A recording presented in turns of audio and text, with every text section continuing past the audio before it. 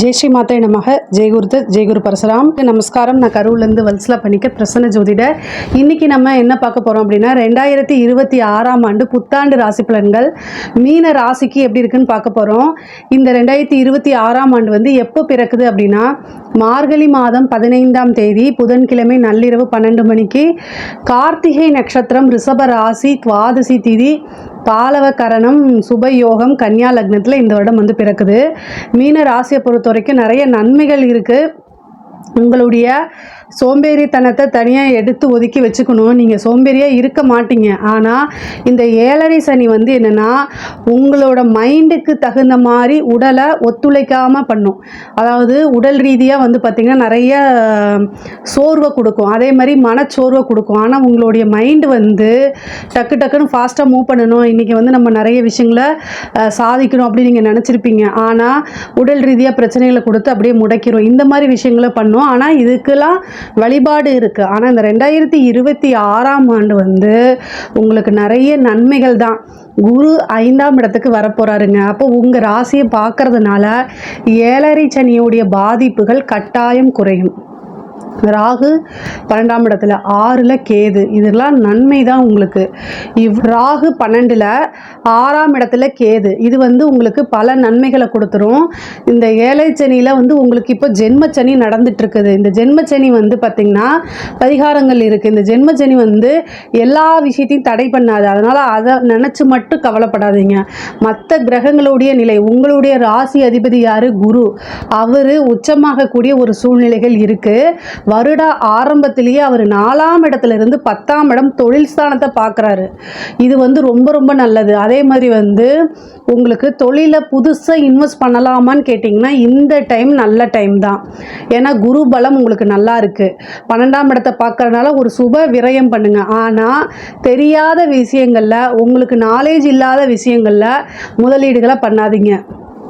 இப்போது நீங்கள் வந்து ஒரு வேறு டிகிரி படிச்சிருக்கீங்க, ஆனால் ஐடி ஃபீல்டில் போய் இன்வெஸ்ட் பண்ணுறேன், அந்த மாதிரி டிஜிட்டல் மார்க்கெட்டிங் பண்ணுறேன் அப்படின்னிங்கன்னா அது உங்களுக்கு ரெலவெண்ட்டான ஃபீல்டு இல்லாமல் இருக்கலாம்.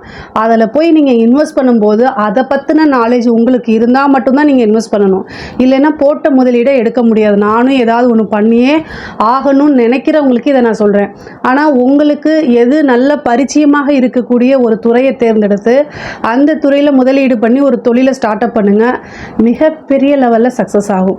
நல்ல வருமானம் பார்க்கலாம். லாபஸ்தானத்தை குரு பார்க்க போகுது.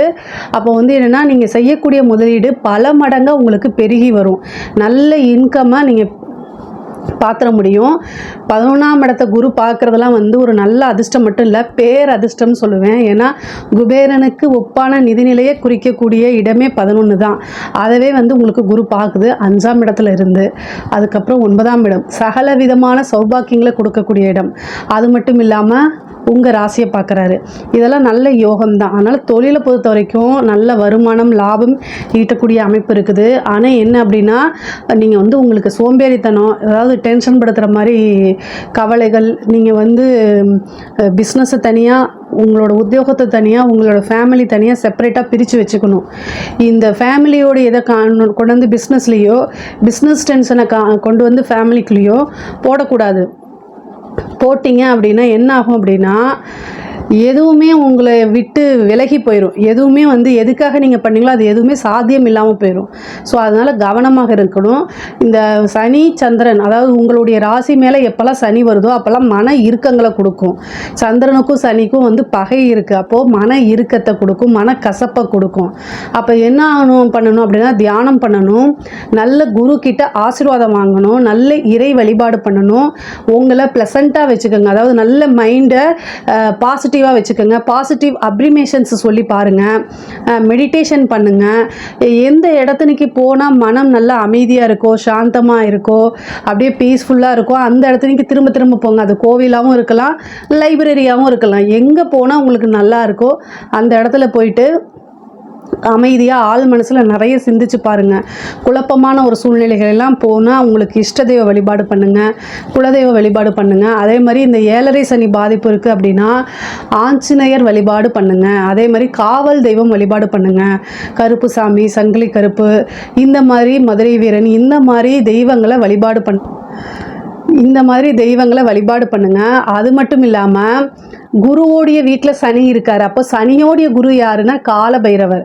காலபைரவர் வழிபாடு பண்ணுங்கள். உங்களுக்கு ஒரு பிஸ்னஸில் போட்ட பணம் வரலை அப்படின்னாலும் சரி, பிஸ்னஸ் நல்லா ரன் ஆகலைனாலும் சரிங்க, காலபைரவர் வழிபாடு பண்ணுங்கள்.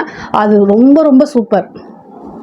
காலபைரவர் வழிபாடு பண்ணிங்கன்னா எல்லா தடைகளுமே உங்களுக்கு இந்த 7.5 சனினால் என்ன பாதிப்புகள் இருக்கோ அத்தனை பாதிப்புகளுமே வந்து விலகிரும்.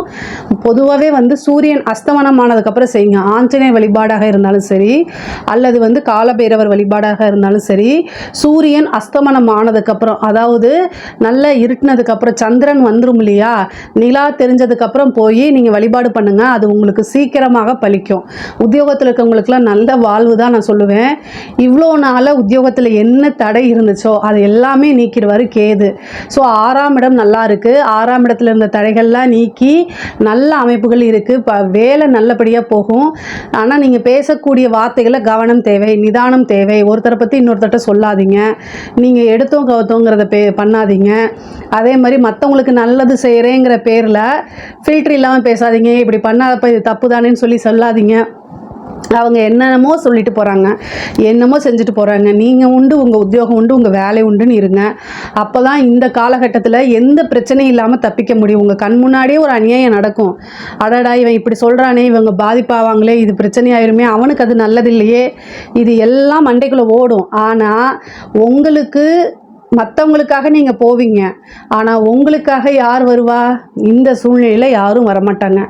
அப்புறம் சுற்றி இருந்து என்ன செய்வாங்க, யாருக்காக பண்ணீங்களோ அவங்க எல்லாம் ஒரு கூட்டமாக சேர்ந்து உங்களை கை காமிச்சிருவாங்க. அதனால் 7.5 சனியில் பொதுவாகவே அமைதியாக இருந்துட்டு போகிறது தான் நல்லது.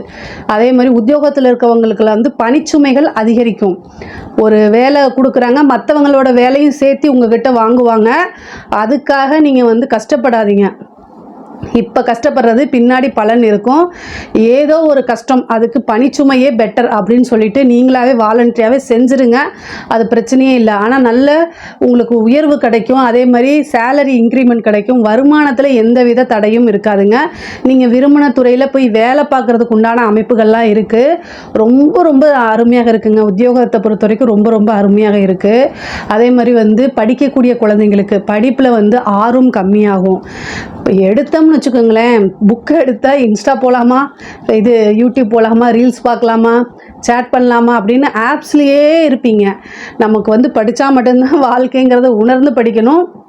முக்கியமாக வந்து பார்த்திங்கன்னா பேரண்ட்ஸ், அதாவது மீன ராசியில் இருக்கக்கூடிய குழந்தைகளுடைய அப்பா அம்மா பெற்றோர்கள் என்ன பண்ணணும் அப்படின்னா, குழந்தைகளை மோட்டிவேட் பண்ணி பொறுமையாக அவங்களுக்கு எடுத்து சொல்லி படித்தாதான் வாழ்க்கை நல்ல ரேங்க்குக்கு போக முடியும், ஒரு நல்ல அதிகாரியாக வர முடியும். எந்த ஃபீல்டாக இருந்தாலும் படிப்புங்கிறது, பேசிக்கான படிப்புங்கிறது ரொம்ப முக்கியமானது.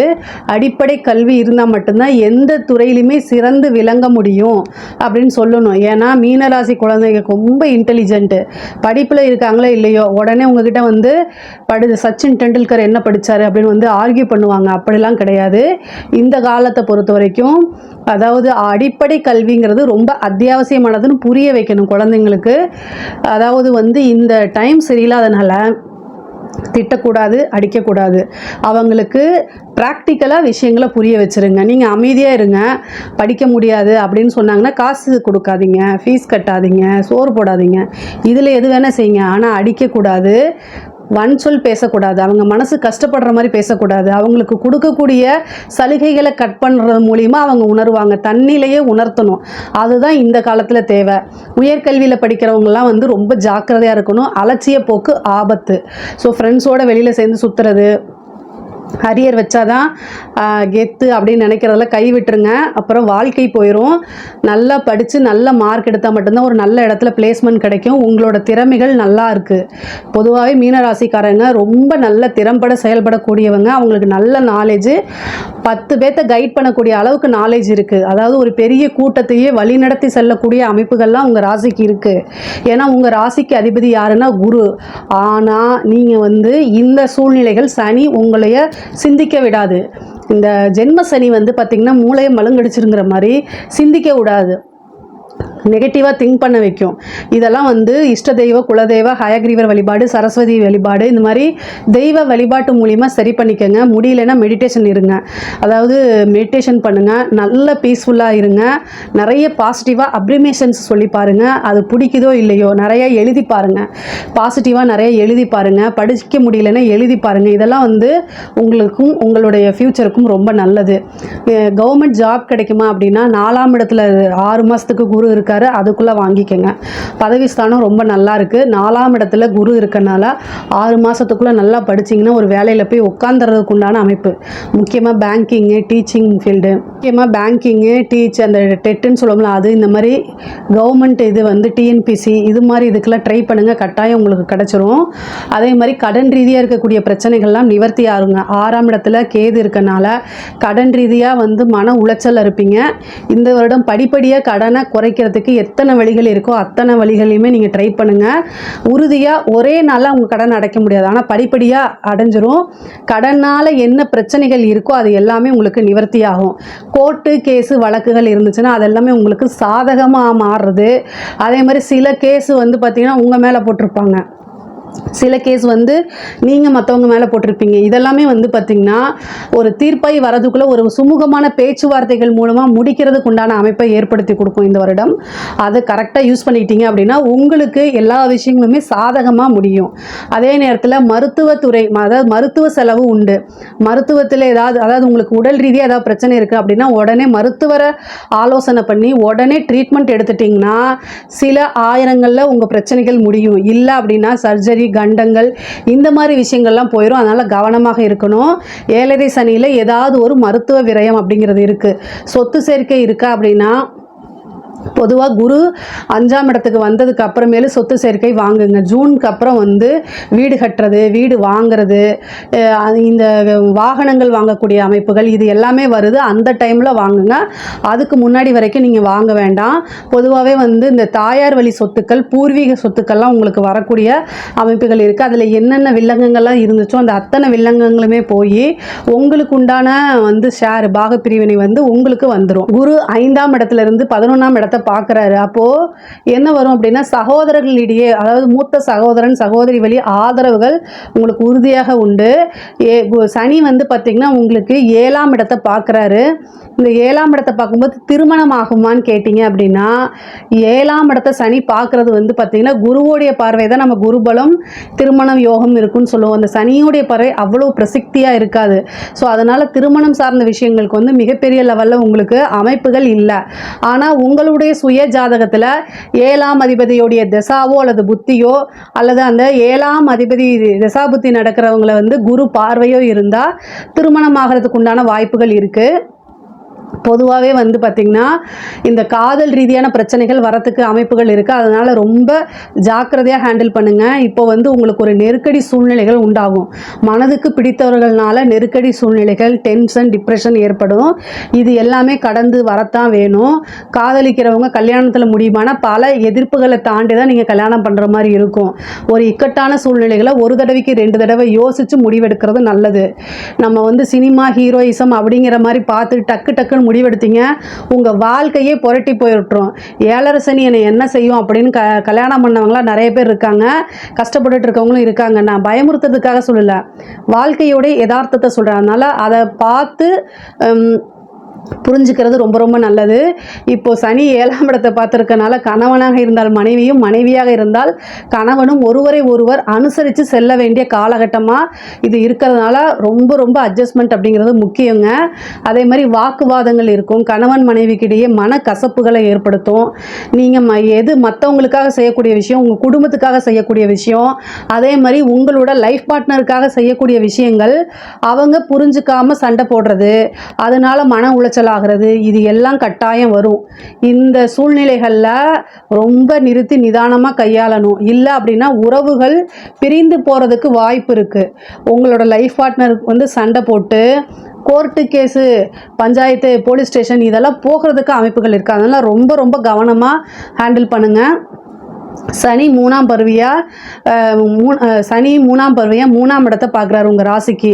இந்த ரியல் எஸ்டேட்டு, இந்த வீடு விற்கக்கூடியது, இடம் விற்கக்கூடியதெல்லாம் இந்த டைமில் விற்கிறதுக்கு உண்டான அமைப்புகள் இருக்குது. இந்த முக்கியமாக இந்த ரியல் எஸ்டேட் பிஸ்னஸ் இருக்கவங்களுக்குலாம் ரொம்ப நல்லது. ரொம்ப நாளாக இந்த வீடு விற்காதான்னு நினச்சிட்டு இருக்கவங்களுக்குலாம் இப்போ விற்கிறதுக்கு உண்டான அமைப்புகள் இருக்குது. ஒரு இடத்த விற்றுட்டு இன்னொரு இன்வெஸ்ட்மெண்ட் பண்ணணும்னு நீங்கள் நினைக்கிறீங்களா, அவங்களுக்குலாம் இது சூப்பரான டைமு. இந்த டைமை யூஸ் பண்ணிக்கோங்க. இளைய சகோதரன் வழி ஆதரவுகள் கிடைக்காது. அவங்கக்கிட்ட உறவுகள் சுமூகமாக இருக்காது. பொதுவாகவே ஒரு விஷயம் தெரிஞ்சுக்கோங்க, நீங்கள் மற்றவங்களுக்கு உங்கள் சகோதரன் இளையதாக இருந்தாலும் சரி, மூத்தவங்களாக இருந்தாலும் சரி, அவங்களுக்காக நீங்கள் கஷ்டப்பட்டு சம்பாரித்து கொடுத்துருப்பீங்க. அவங்களுக்கு பல உதவிகளை செஞ்சுருப்பீங்க. இப்போ உங்களுக்கு தேவைப்பட சூழ்நிலையில் அவங்க செய்ய மாட்டாங்க. கரெக்டு தான், நான் இல்லைன்னு சொல்லலை. ஆனாலும் உடன் பிறந்தவங்களோட அனுசரித்து போகிறதா நல்லது. காசு பணம் கொடுக்கலனாலும் ஒரு பிரச்சனைனா துணைக்கு வந்து நிற்பாங்க. அதனால் நீங்கள் கவலைப்படாதீங்க. பொதுவாகவே வந்து பார்த்திங்கன்னா அரசாங்கத்துறையில் வேலை பார்க்கக்கூடியவங்களுக்கு ரொம்ப ரொம்ப நல்லா இருக்குது இந்த டைமு. ஜென்ம சனியாக இருந்தாலும் உங்களோட உத்தியோகத்தில் உங்களுக்கு எந்தவித பிரச்சனையும் வராது. அரசாங்க பதவியில் 7.5 சனியாக இருக்கும்போது லஞ்ச லாவணிகளை ஈடுபடக்கூடாது. உங்களுடைய இதில் வந்து பார்த்திங்கன்னா உங்களுக்கு என்ன சொல்லியிருக்காங்களோ பைலாஸில் உங்களுக்குன்னு ஒரு ரூல்ஸ் இருக்கும், ஜாப் ஃபங்க்ஷன்ஸ் இருக்கும். ஸோ இதை தாண்டி ஒரு விஷயத்தை கூட நீங்கள் செய்யக்கூடாது. 10 மணிலேருந்து காலையில் 10 மணிலேருந்து 5 மணி வரைக்குமா 6 மணி வரைக்குமா உங்கள் டியூட்டியோ, அந்த டைமை தாண்டி நீங்கள் வேலை பார்க்காதீங்க. எல்லாமே 7.5 சனியில் ரூல்ஸ் படி தான் நீங்கள் நடக்கணும். ரூல்ஸை மீறி பிரேக் பண்ணீங்க அப்படின்னா உங்களோட வேலைக்கு ஆபத்துகள் இருக்கும். உயர் அதிகாரிகளுடைய அழுத்தங்கள் அதிகமாக இருக்கும். அவங்க செய்யக்கூடிய ஒரு விஷயத்த சொல்கிறாங்க, ஆனால் அது பிரேக் ஆகுது, அது வந்து ரூல்ஸை மீறி இருக்குது, இந்த செஞ்சால் நாளைக்கு பின்விளைவு உங்களுக்கு ஏற்படும் நீங்கள் நினச்சிங்கன்னா மெடிக்கல் லீவ் போட்டு போயிருங்க. தயவு செய்து அதை செய்யாதீங்க. பனிஷ்மெண்ட்டை கொண்டு போயிடும். ஜெயிலுக்கு போகிறதுக்கு உண்டான விஷயங்கள்லாம் இருக்குது. அதனால் கவனமாக இருங்க. கலைத்துறை சேர்ந்தவங்களுக்கு ரொம்ப ரொம்ப அற்புதமாக இருக்குது. பல விஷயங்கள் இருக்குது. மக்களுடைய சப்போர்ட் உங்களுக்கு கிடைக்கும். உங்களுக்குன்னு ஒரு ஃப்ரேம் உருவாகும். மக்கள் மத்தியில் மிக பிரபலியமாகக்கூடிய அமைப்பு. நிறைய யோகங்கள் இருக்குது. அவார்ட் கிடைக்கிறது, அதே உயரிய விருதுகள் வாங்கிறது, அதே மாதிரி காசு பணம் சம்பாதிக்கிறது, வெளிநாடுகளுக்கு சென்று உங்களோட விஷயங்களை வந்து கலை இதெல்லாம் வந்து மக்களுக்கு எடுத்து சொல்கிறது, இந்த மாதிரி அமைப்புகள் உங்களுக்கு இருக்குது. மீன ராசியில் இருக்கக்கூடிய பெண்களுக்கு ரொம்ப ரொம்ப சூப்பராக இருக்குது. இந்த 7.5 சனியை தவிர்த்துட்டா மீதி எல்லாமே சூப்பராக இருக்குது உங்களுக்கு.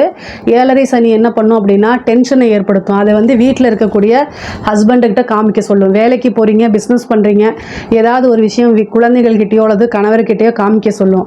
நிறுத்தி நிதானமாக இருக்கணும். இல்லைன்னா பிரச்சனைகள் வரதுக்கு வாய்ப்பு இருக்குது. அறிமுகம் இல்லாத நபர்கள்கிட்ட பேசுகிறத அவாய்ட் பண்ணிக்கோங்க. ஆடை ஆபரண சேர்க்கை உண்டு. நீங்கள் வேலை பார்க்கக்கூடிய இடத்துல உங்களுக்கு பணிச்சுமை நிறையா இருக்கும். உங்களுடைய உயர் அதிகாரிகள் உங்ககிட்ட தவறாக நடந்தால் 1% கூட யோசிக்காமல் டக்குன்னு உங்களோட ஓங்கி கன்னத்தில் அரைஞ்சிருங்க. ஏன்னா இந்த 7.5 சனியில் நம்மளை வந்து ரொம்ப ப்ரெஷரில் இருப்போம். எப்படியாவது காப்பாற்றி விட்றேன்னு சொல்லிட்டு அவங்க உதவிக்கரை நீட்டுவாங்க. அது மூலிமா தவறாக நடந்துக்கிறதுக்கு உண்டான வாய்ப்புகள்லாம் இருக்குது. எக்காரணத்தை கொண்டும் உங்களோட விஷயத்தில் காம்ப்ரமைஸே பண்ணாதீங்க. ஸோ அப்படிப்பட்ட வேலையே தேவையில்லைன்னு வந்துடுங்க. உங்களுக்கு சாப்பாட்டுக்கே கஷ்டமாக இருக்கக்கூடிய சூழ்நிலைகளாக இருந்தாலும் காம்ப்ரமைஸ் பண்ணி போகாதீங்க, அட்ஜஸ்ட்மெண்ட் பண்ணி போகாதீங்க. அடுத்த வேலை காத்துக்கிட்டு இருக்கு. இது எதுக்காக நான் சொல்கிறேன் அப்படின்னா, சனி சோதிப்பார். நீங்கள் அந்த வேலையை விட்டு வந்தீங்கன்னா இன்னொரு வேலை உங்களுக்கு கிடச்சிரும், நீங்கள் கவலைப்படாதீங்க. பட் ஆனால் நீங்கள் அது மாதிரி பண்ணினீங்க அப்படின்னா சனி இன்னும் கர்மாவை அதிகப்படுத்தி பல கஷ்டங்களுக்கு ஆளாக்கிடுவார். அதே மாதிரி பேர் கெட்டு போயிடும். இதனால கண்ணீர் விட்டு அழுகணும். ஸோ அதனால் இதெல்லாம் தேவையில்லை. உங்களோட விஷயங்களை நீங்கள் கரெக்டாக இருங்க. எல்லா விஷயங்களையும் தப்போ ரைட்டோ கணவர்கிட்ட, கல்யாணம் ஆன பெண்களாக இருந்தால் கணவர்கிட்ட கட்டாயம் ஷேர் பண்ணணும். கல்யாணம் ஆகாத பெண்களாக இருந்தால் கட்டாயம் அப்பா அம்மாட்ட, உங்களுக்கு யார் கன்வீனியண்ட்டாக இருக்காங்களோ அப்பாவோ அல்லது அம்மாவோ அவங்கக்கிட்ட கட்டாயம் இதை ஷேர் பண்ணிடணும். எந்த பிரச்சனைகளாக இருந்தாலும் ஷேர் பண்ணி பழகுங்க. அது உங்களை பெரிய லெவலில் பாதுகாக்கும், காப்பாற்றும். இதை மட்டும் நீங்கள் தயவுசெய்து செஞ்சுருங்க. ஆடை ஆபரண சேர்க்கையெல்லாம் இருக்குது. நீங்கள் நினச்ச விஷயங்களை சாதிக்க முடியும். கவலையப்பட வேண்டாம். வண்டி வாகனங்கள் வாங்கக்கூடிய அமைப்புகள்லாம் இருக்குது. அரசியல்வாதிகளுக்கு, மீனராசியில் இருக்கக்கூடிய அரசியல்வாதிகளுக்கு, அதாவது இப்போ என்னென்னா உங்களுடைய ராசி அமைப்புப்படி 7.5 சனி நடந்தாலும் மக்களுடைய செல்வாக்கு உங்களுக்கு இருக்கும். இந்த சனியும் சந்திரனும் சேரும்போது என்னென்னா அது பெரும் மக்கள் கூட்டத்தை குறிக்கக்கூடிய ஒரு விஷயம். ஸோ மற்றவங்களுக்குலாம் எப்படியோ இல்லையோ இந்த 7.5 சனி நடந்துட்டு இருக்கும்போது ஒரு ஒரு விஷயத்த கஷ்டங்கள் இருந்துச்சுன்னா அதை தாங்கி மக்கள்கிட்ட கொண்டு போய் நீங்கள் உங்களோட பிரச்சனைகளை சேர்த்துட்டிங்கன்னா மக்களுடைய சப்போர்ட்டு அபரீதமாக உங்களுக்கு கிடைச்சிரும். ஏழரை சனினால் எந்தவித பாதிப்பும் இல்லை. 4ஆம் இடத்துல குரு இருக்கார். அப்போது ஒரு பதவி கிடைச்சிரும். நீங்கள் வந்து ஒரு சாதாரணமாக ரொம்ப கஷ்டப்படணும், இந்த ஏழரை சனி காலத்தில் ரொம்ப கஷ்டப்படணும். அதுக்கு பரிகாரங்கள் பண்ணிக்கோங்க. யாகங்கள், பூஜைகள், வேள்விகள் என்ன வேணால் பண்ணிக்கோங்க. தெய்வ வழிபாடு பண்ணிக்கோங்க. இதெல்லாம் பண்ணிவிட்டு நீங்கள் வந்து எலெக்ஷன் மீட் பண்ணிங்கன்னா எலெக்ஷனில் ஜெயிப்பீங்க.